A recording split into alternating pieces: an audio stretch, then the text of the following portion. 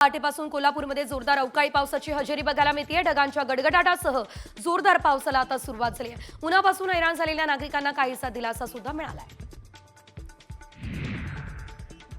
वाशिम जिल्ह्यामध्ये यंदा उन्हाळी मुगाच्या पेरणीला चांगला प्रतिसाद मिळाला। मात्र मुगाचं पीक फुलांवरती असताना पाणी न मिळाल्यानं अनेक शेतकऱ्यांनी मुगात चरण्यासाठी बकऱ्या सोडल्या। यंदा सुमारे 200 ते 300 एकरवर पेरणी झाली आहे। मात्र बॅरेज कोरडे पडले, विहिरी आणि कूपनलिकांमध्ये पाणी नाहीये। सुमारे 100 एकरवरील पिकं सुकली आहेत।